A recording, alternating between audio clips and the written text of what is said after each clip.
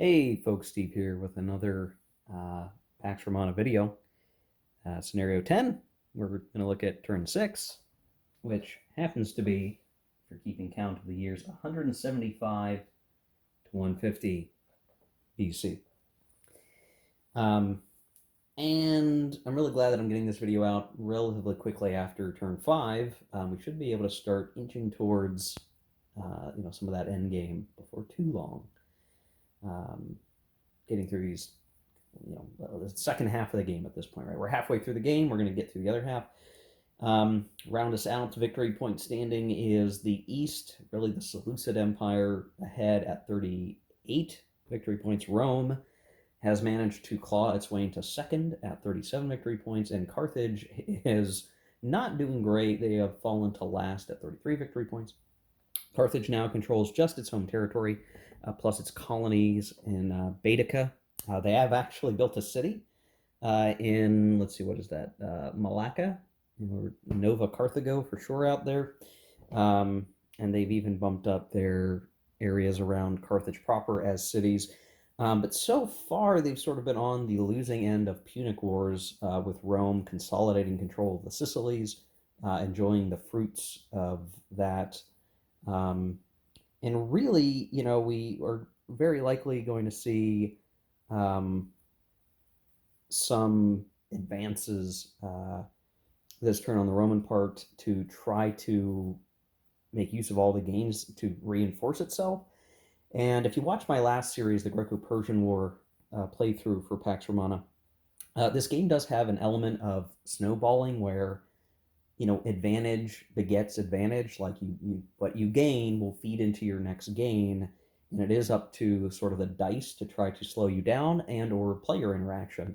And we sort of saw this with the Eastern player being in the lead, and the Roman player using Pontus and the Carthaginian player using Greek forces. And technically, when the new invasions came in, Rome also controlled some Greek armies. That the Greeks and the Pontic forces managed to prove to be more than a match for some of the Eastern operations in Asia Minor, which has forced them back. And Egypt remains to have been a great concern up to this point, and ultimately, the East is now trying to figure out, well, how do they come back? Because while they're still leading in victory points, they are far behind in the major victory point categories at the moment. So they're very quickly, probably by the end of this turn, if they don't turn things around, Carthage and Rome are going to skip past them and be in a better position to continue to accrue more victory points than the East. So the East, through the first half of the game, had a lot of advantages. They're currently on a back pedal right now. They're still capable of surging back ahead potentially, but that's going to prove to be a challenge, which is good, because I was really worried that the East would just run away with things, but the game has still managed to be balanced enough that did not happen, that the right, eventually the event deck and the activations of the different factions would force a situation to where they are being pushed back. But of course now, I think it would be clear at the table, if this was a true multiplayer game, that like, hey, look at Rome. Rome is ascendant. It is growing. It would have had control of Narbonensis if not for a barbarian invasion of Western Gauls. But they still have control of all the Sicilies at the moment. And Carthage is stuck where they do have a very powerful army this turn. I should point out, I've already done income, maintenance, removal, leadership, manpower phases before starting the recording. So we're ready to do the activations. But each faction has already purchased stuff. Rome has a gigantic navy, just absolutely gigantic. They right now have the income to afford that huge navy. And they still have a growth of units to where they can entertain the idea of basically out fighting the Carthaginians in whatever direction they choose to go. And that's forcing the Carthaginians to really think through what they can do next. There is a really big army here in Carthage. But the challenge is, wherever they go, if they go all at once, they leave open the possibility of having their cities taken and destroyed by the Roman player.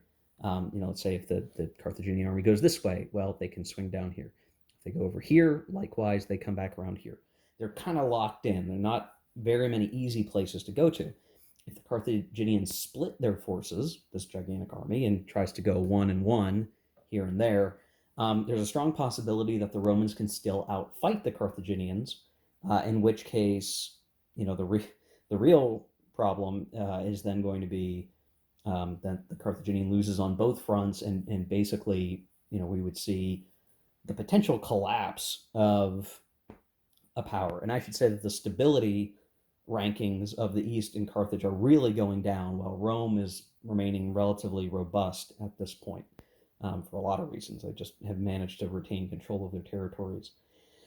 So a tough call there, for sure. Because Carthage is last in victory points, they will actually go first. So this is the first time that the turn order, the initial chits, are played in a different order, where it used to be Rome, Carthage, the East. Now it is Carthage, then Rome, then the East. So the unfortunate thing with that is that Carthage has to decide what to do. They have to make a choice. What do I do? Do I try to attack the Romans? Do I try to do something else to consolidate strength? I will point out that they built some units over here in Hispania. And the idea there is they could look at starting to make some progress in Tarraconensis, to take control of more of Hispania, and not only gain more money, but to also have a path in Narbonensis themselves, and or eventually a swift naval path into homeland Italy for the Romans. And again, the reason why that is, in case you forgot or you're not sure, home territory ports you can go right through. You got these transit points, but they're not terribly dangerous. So a navy can go zip over here very quickly. If as soon as you start hitting these unoccupied ports, you could get stopped. So that's why up till now the Carthaginians simply could not go do do do do do do do do do do do and end up over here, right? They would have to send an army slowly, Hannibal style, up over there over time. They could do it. It just takes them a little while, and it makes some major activations. And really, most of their forces had to be deployed to the Sicilies. If this army comes out here and gets some garrisons and gets some control, then those galleys, those naval transports, whatever we're talking about, don't have to stop in these spaces. They can just cruise on through, which means they could land an army in the backfield of Italy, away from Sicily, which is its own little kind of like tarball of chaos, with all these different islands and naval connections, a bunch of craziness. Just bypass all of this and try to wreak havoc in the backfield. But even that has limited benefits, or it's going to take some investment that the Carthaginians may not have. And so this gets, we could get into a situation here where Carthage is snuffed out from a power perspective if the Romans are able to push their advantage enough, where Carthage is just not going to be able to get back up. And then the Carthaginian player and the East player will be having to figure out a way to suppress Rome, like was done to the East. And maybe that means the East drops down and Carthage comes out front, right? Like that's that whole bash the leader mentality. This is all kind of difficult because I'm playing the solitaire. This game is not meant to really be played solitaire. I'm just facilitating it because I think I can. But it's definitely an interesting thought process to say, boy, if this was a real game, you would definitely get a lot of different types of things happening, because different players are going to play differently, different personalities are going to come into effect. And here I'm just, I'm sort of locked into a very aggressive style for most powers, because that's kind of what you have to do in this game. Everything's sort of balanced around, you get money, you purchase units, you take more territory, you keep doing these things, or you build cities, which still requires units, which requires investment. And so the whole economic engine is just, are all these powers feeding on themselves, trying to take stuff from the other, because it tends to be much more advantageous to take something from your opponent than to spend a huge amount of time colonizing out here. There's still value in doing that, for sure. But if you have an enemy right across the road from you, you're going to spend your few activations dealing with that direct threat, and maybe if you can afford it, you spend the minor actions trying to get out into these colony areas. But these tribes can end up being really tough, so it's not as though, unless you really want to sacrifice a major activation because you don't feel like you need to use it against an enemy player, that's when you could come through and start clearing out Gaul. But you need that sort of opportunity that isn't spent elsewhere. So if the Romans managed to really just knock the crap out of the Carthaginians to the point where they can't fight back, that is when we might see a secondary Roman army head into Gaul and start conquering this territory, especially because, due to the special rules of the scenario, taking Carthaginian territory, home territory, kind of has some penalties associated with it. Arguably, not the most historic. I'm not sure how to view it from a historical perspective because, like, once Carthage was shut down, like, there was no longer a Carthaginian power. There were Numidians that were their own entity for a while, but not the same thing as a Carthaginian power. So obviously, in the history, Italy takes out Carthage, consolidates control over here, starts making inroads to the east, and conquers that over time. This game, is still kind of geared towards having players in the game the whole time. So, you're not creating a player elimination situation.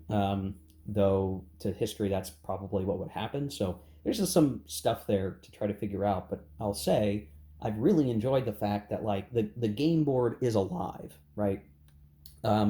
There's obviously the player interaction, but you have, like, the Greek armies that can spring up and cause trouble. You do have the tribes out here. This is not empty space. There's stuff out there to worry about.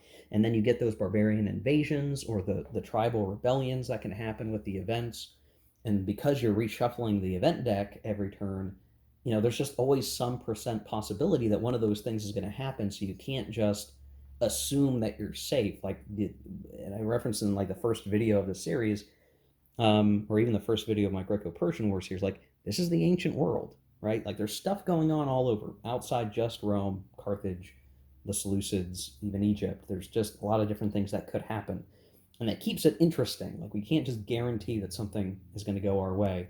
But the chaotic thing that I don't like as much is that you could end up with very few movement factors for your units when you activate them. And it does make me wonder, should there be a minimum value? Like, roll your die, but the minimum that die roll could be is a 2 or a 3 instead of a 1, so that you're always guaranteed at least 3 movement points with a minor move. And then whatever your leader value is plus 3 is the minimum for that leader. I feel like that would, that we're heading right into the territory of variant rules, and whether or not we should have to use variant rules to fix something. I don't even know if it needs fixing, but it's a real bummer if you roll a 1 and you basically can't do anything. Like, you chose the unit for the minor move, you rolled, you got 1. There's nothing to do with that 1 movement point. It's a waste of a move. If there was a minimum, then at least you could expect to do something. And so that gradient between totally chaotic and a little bit of order, I think I'd prefer a little bit more certainty to say, I can at least do X, Y, Z.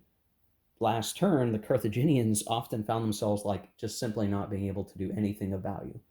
Now that's on me for maybe not making the right moves beforehand, that maybe they should have had a better option than what I gave myself by the time it came to their turn. But just know, like, okay, you have 1 movement point. Well, you can't do anything. There's nothing to do. You can't even attack with 1 movement point. You need at least 2, basically. So that's something that keeps popping in my brain as I play through all of these scenarios, and is especially important for the non-player factions, or the factions that don't have leaders, where, yeah, they need to move to do something, or they just do absolutely nothing, and that's not as fun. So anyway, what's the overall situation before we get started again? Carthage has something of a fleet. They still have 3 galley squadrons in Carthago. They have a pretty big army. I have an army marker here with the leader. And the combat factors actually come out to be like 25, I think, 25 battle power. Now, not all of that's going to leave with these guys at once if they decide to venture out of Carthage. But, then we're probably talking, like, how much do you leave behind? Maybe they have 18 battle power or something like that. Where the Romans have been building more units, they built more galleys. Basically, in any of these major naval lanes, they have some naval presence. That will be a fight of some kind that the Carthaginians will have to deal with and put their ships and units at risk. And then the Romans likewise are building more legions and different units to reinforce the armies that are already in the Sicilies, to form a set of armies that will either defend the Sicilies quite well or can entertain the idea of landing in Carthage and just pinning some guys down.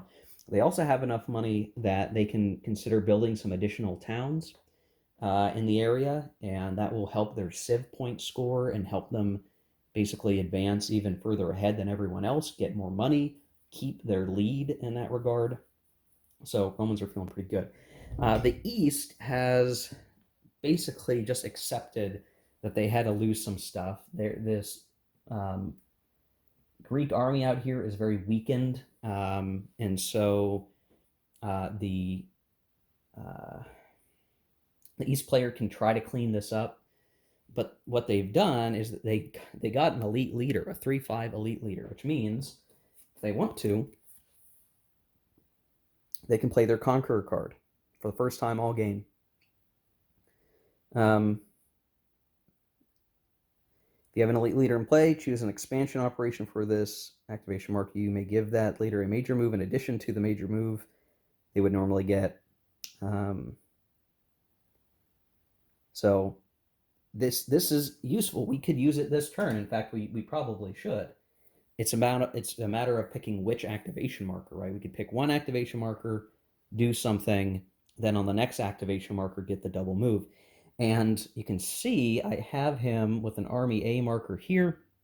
He has, let's see, 15, 19 battle power here, and a really good leader, which will have 3 shifts against no leaders for the Egyptians. I think this is the army that the East wants to use to knock out Egypt. They've spent far too long trying to keep a garrison over here. Now he's probably figuring we should just go into Egypt, fight it out, try to conquer it. If we do, we get 3 money, 3 talents per turn from income for that. There are cities here that we can take control of. We don't have the cash to repair them if we were to take them, but this provides an opportunity for the Seleucids to consolidate power in an area that's relatively isolated, that has been a thorn in its side, and it is time to basically take the Ptolemies out once and for all and add it to the Seleucid Empire. That's the idea. That's what they want to try to do here. It's going to be tough going. These are big stacks of Egyptian armies, but seems now's the best time with that Conqueror card to get enough movement points and activations to actually conceivably take Egypt, maybe all in one turn if they're lucky, and basically be sitting very happy in the East and get them back on track to winning the game. So that's the idea. 18-minute long intro. Geez, sorry guys. It's the way the cookie crumbles. We'll get started right away with the Carthaginian player paying a talent, drawing a card, and they get alliance with Rhodes.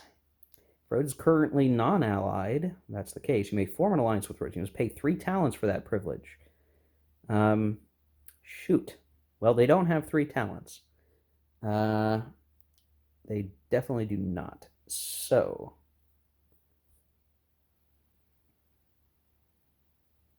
they can hold on to this card for now. So I guess they'll just do that. And now the Carthaginians will need to decide what they want to do with their actions. They don't have enough money to really do much. If they take any cities from the Romans, they can't repair it. So what can they do this turn to make some advances? We'll see when we come back. Okay, here we are after the first Carthaginian activation, and you can see they've opted to take the coast of Hispania. Now, I'll just throw out, this is not enough to control Tarraconensis. This is a huge territory. It has 10 spaces, and we don't have enough for control, right? I think we need over half, if I recall correctly. And I'd like to think that I do. More than half of the spaces. Yeah. So not quite. Now, I was going to have this army stop here and then have 5, but instead we have 4 of 10, because I want this guy just to hang here for a hot minute. just in case something else happens. But this is basically an investment of time and effort to set this up.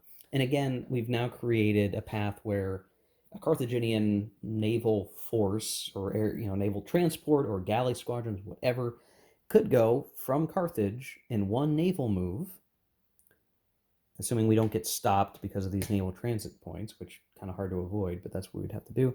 Get through here. We could actually end up here in Narbonensis. Now, not necessarily in a spot where we could really do that, but the point is we need to spend some amount of effort to set it up ahead of time. It's slow going, and we could threaten the Romans to say, "Hey, are you going to do anything about that?"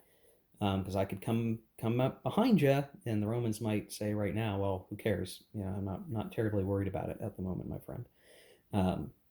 So anyway, the option is there, and we want to maintain a defense of Carthage. We did move one unit here just so that there's not nothing. So 6 combat powers in Utica, combat power, battle power, whatever. But our main army's still here in Carthage itself with the main Carthaginian fleet. Next up is Rome, and so Rome will pay a talent, and whoops, I'm getting myself confused. They're going to draw their card and get a slave revolt. Uh-oh. This card affects only you, but only if you have at least one space with no land in your home territory. If you have at least one space with no land combat, well, I'm sure that's going to be most people, right? Your slaves are revolting. Oh, man. No, that sucks for Rome. Not good. 1274. Okay. Well, we'll go see what this looks like. 1274.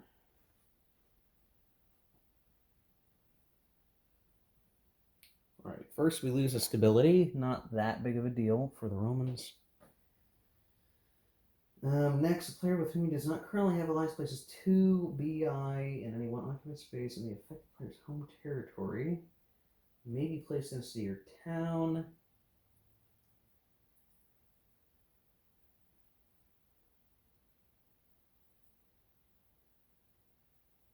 I think we had this happen to the Seleucids, but it's been a while, so I have to reread the rules here.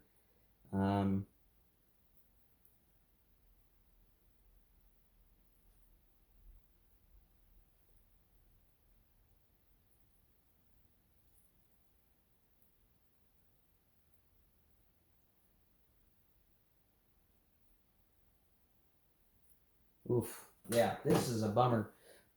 So I think the best thing, so it's 2 barbarian infantry, which isn't much, mind you. And I think what they want to do is put it down here in Tarentum.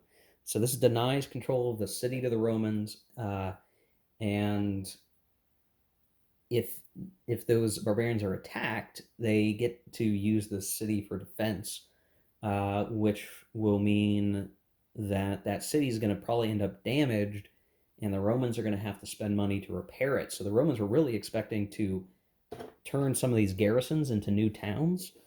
That they're going to have to spend some of that extra money they had saved to repair Tarentum once we get the slaves knocked out. So maybe an early Spartacus situation here. So the Romans are going to have to deal with that. We'll show the aftermath here in just a second. Okay, here we are after the Roman activation. They spent their entire set of actions taking down the slave army. So we activated our main leader in Rome. He went and fought the slave army in Tarentum. The slave army was able to take losses to the city for all the hits, but had reduced the city all the way, but we couldn't knock the slave army out. And so we had to spend our minor moves sending 1 legion unit at a time to fight the remnant barbarians. We did end up taking the city now, but we blew all of our units and we reduced our defensive Lilybaeum to send a legion up there. And this was only possible because I rolled 5s and 6s for the minor move activations for 5 and 6 movement points each, and that was just barely enough. So a real bummer for the Romans.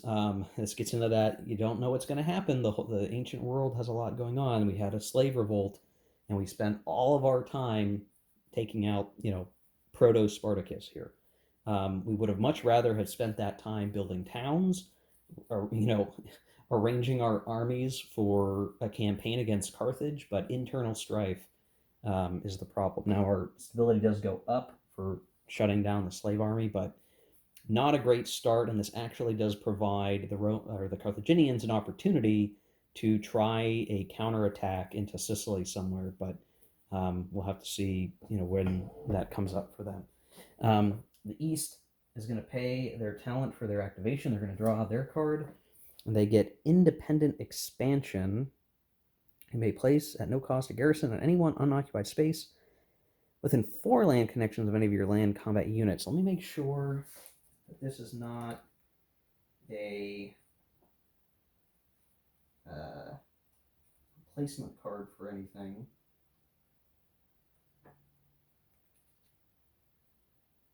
No, so I think they get to do this within 4 land connections. Well, they definitely have that, so what they can do is get control of Galatia for free, basically. So they're going to play that right now. Go ahead and do that. And then the East has their activations. I do think we're going to wait to use the Conqueror card, and we're going to activate for their major move our awesome leader here. He's going to get 8 movement points, and I think we're going to have him come into Egypt. Now I'm going to have to go look and see who becomes the Egyptian player at this point, and kind of the net results of an actual invasion. But we'll show the aftermath of all of that, and I'll kind of talk through the repercussions in a second. Okay, here we are after the Eastern activation. The elite leader came through here. Maybe this would have been the better turn to play the Conqueror card. This Egyptian army retreated and got to Alexandria.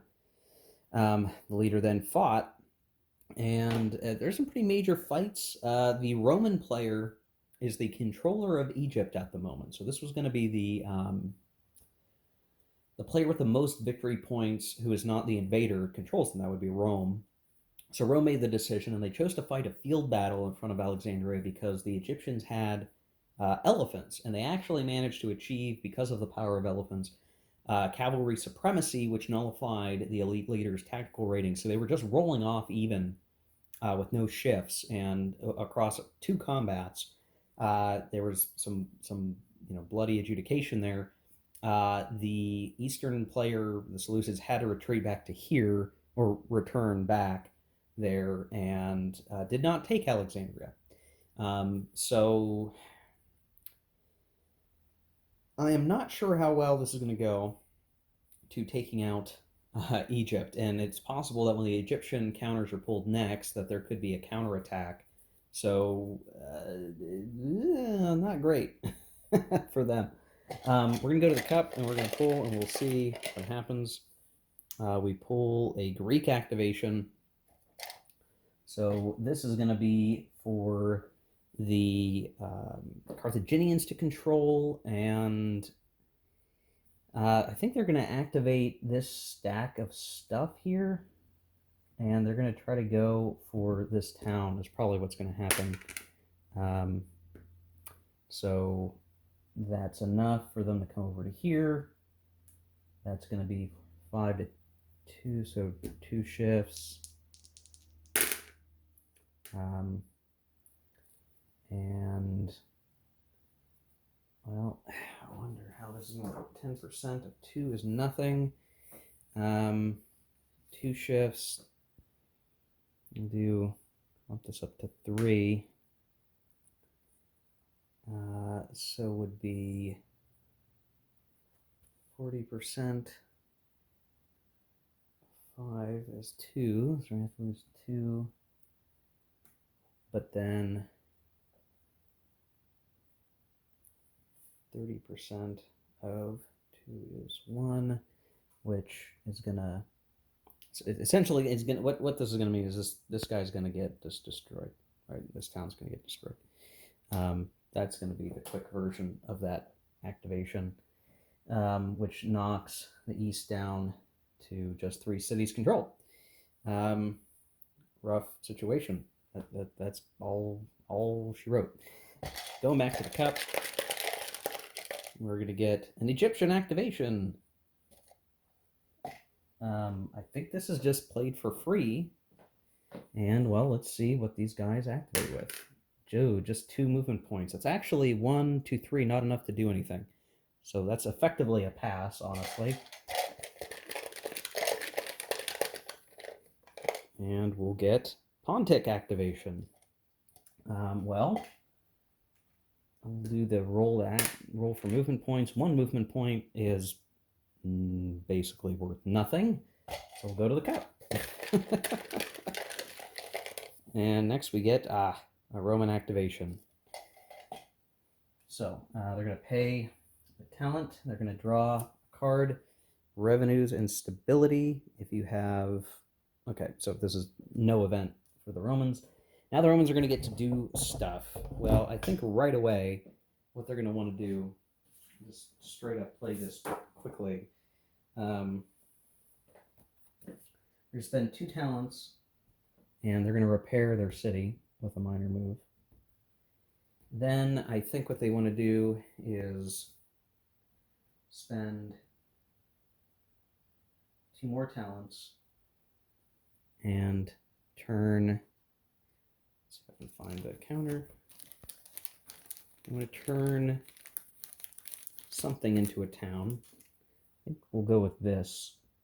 So that's a relatively stable place to put it. Relatively safe. Hard to get to for most angles. So that's going to give them another civ point. And then with their major move, they'll probably... I mean, I think at this point they got to activate this guy. He's going to get just 5 victory points, which is not much.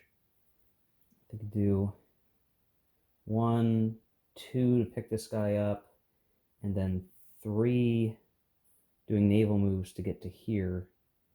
And that's what they need to do, I think. See, simple move, not an offensive move, mind you, just consolidating strength and doing what they can. Okay, pulling, we get an East activation. So East spends a talent. They're going to draw their card. Alliance with Pergamum, which they don't really need to do anything with. They'll hold on to. But they're already allied with Pergamum, so not much to really do there. Now the question is, does the East player try to attack Alexandria? Well, they have 9, 12, 13, 16 combat power, and...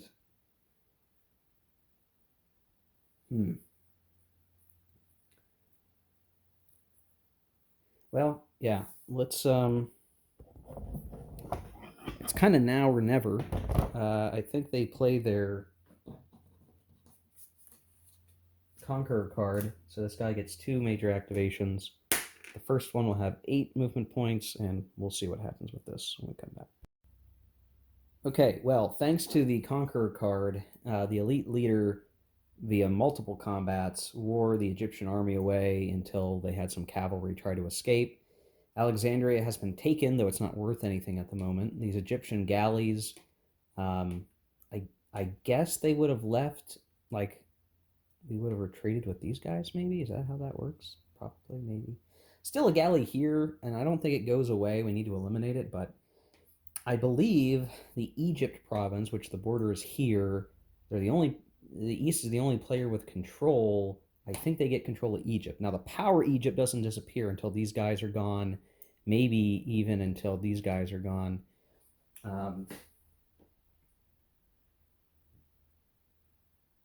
Okay, so basically, it's these land units have to be taken, and Cyrenaica needs to be controlled. That is when Egypt totally goes kaput. But until then, with just a small army of 2 heavy infantry and 2 cav, is the Eastern player holding this. So that the East player doesn't really have much on the board, but they did get control of a province, one that provides 3 talents. So I'd say that was a success for them. And we'll go to cup and figure things out from here. We do get an Egyptian activation. Now, this is the second Egyptian activation.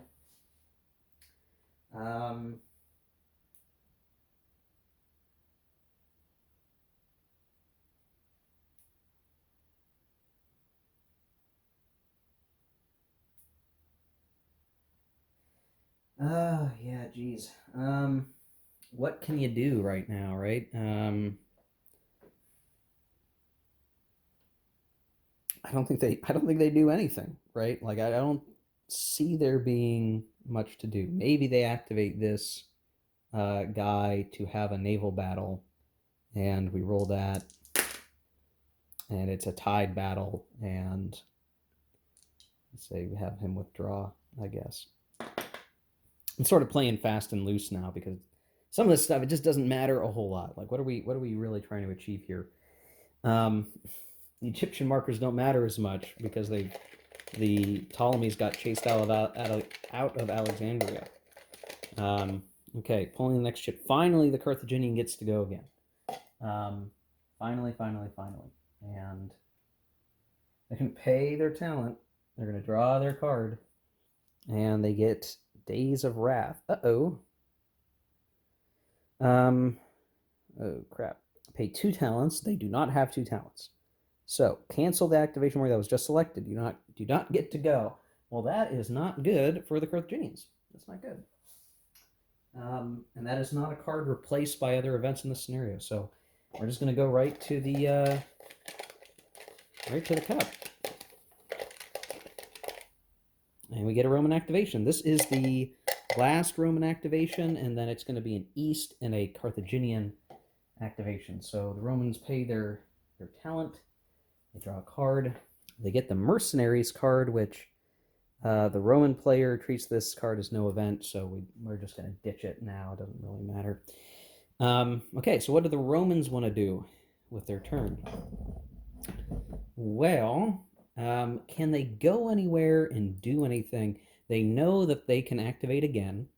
So what is the best thing to achieve? I think they spend 2 minor moves moving moving these galleys here so that the Carthaginians really can't try to take Melita without a tough naval fight. And then with a major move, see, I'm pretty happy with where all this is. So what I would rather do is likewise, because this is safe at the moment, I think we try to move this guy up here just to make sure that they can't be too sneaky. And if they try, there's at least a combat, and that will keep things from getting too crazy. And I think the Romans are feeling very good about their position. They don't need to do much for the end of the turn. Next shit out of the cup is indeed Carthage. The last Carthage activation. They're going to pay their last talent. They're going to draw their card, and they get the, if that's an LI, it's kind of weirdly printed, the Paleocrates effect. You may spend 2, okay, well, we don't have that money. We can put the card down for now. We can save it for later, maybe, or next turn if we decide to get rid of the other card. And we get our move. So what do we want to try to achieve? Yeah, that's the tricky bit, isn't it?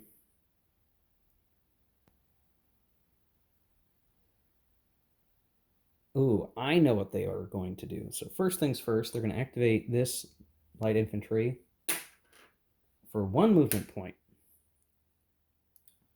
which will do nothing.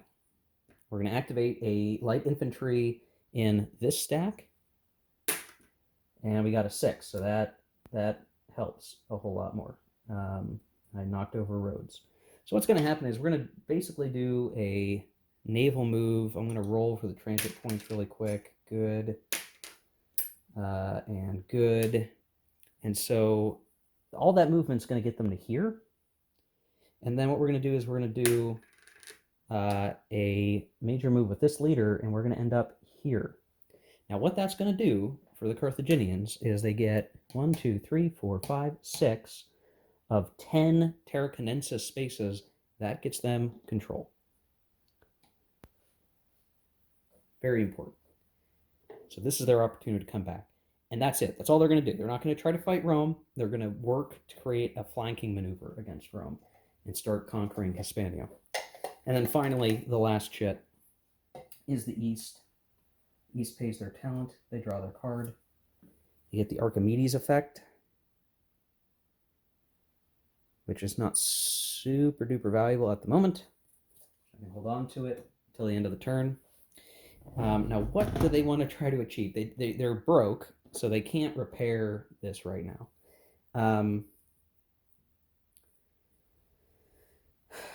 They got to be careful. They want to retain control of Cilicia, because they do technically control Cilicia at the moment.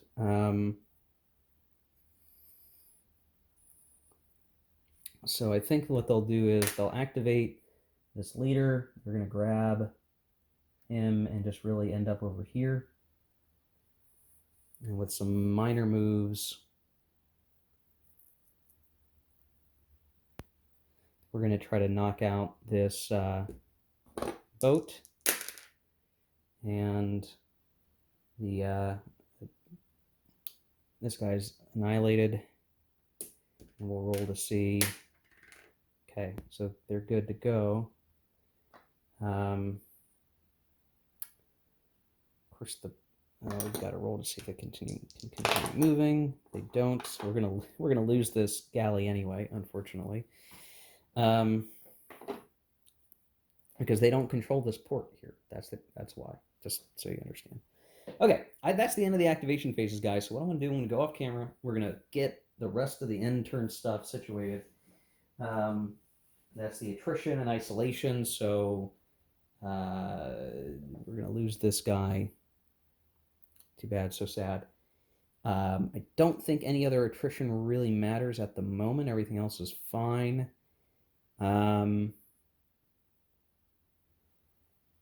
And so we'll do the victory phase in a second. I'm going to recount everything and get that set up.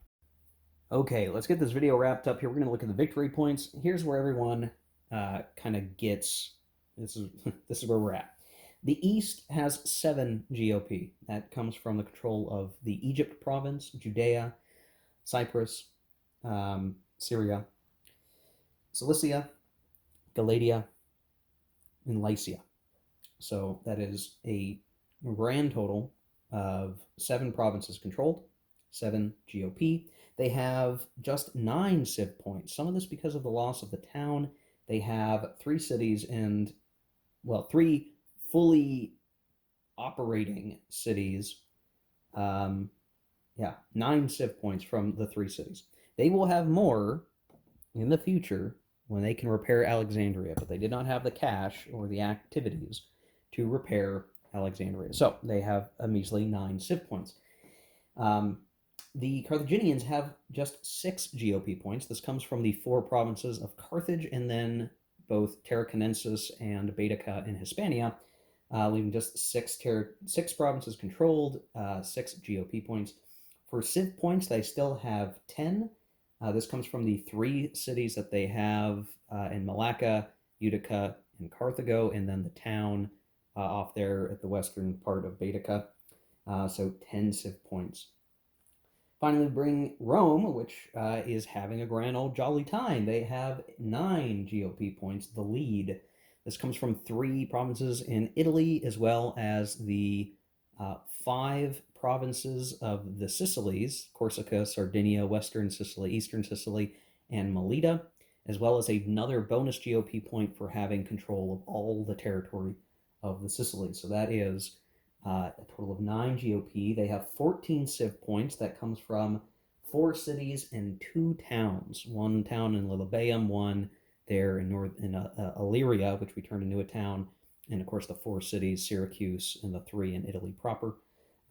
So let's calculate the gain in victory points. So the Romans have the greatest number of GOP points among the factions, so they will gain 7 victory points. So this brings them from 37 to 44. 4. So quite good. 4 for the second most in GOP, and at the moment that is the East. So the Eastern player is going to get 4. So that brings them from 38 to 42. And then Carthage gets 2 victory points for being in last on GOP. At least that's how I'm ruling it. Again, that may not be how other folks would interpret the rule, but that's how I'm choosing to interpret the rule. Finally, we get to Civ points. Well, obviously, the Roman player is out ahead on Civ points. They are ahead in both categories this turn, so they will get a further 5 victory points, which brings them up to 49. Quite good.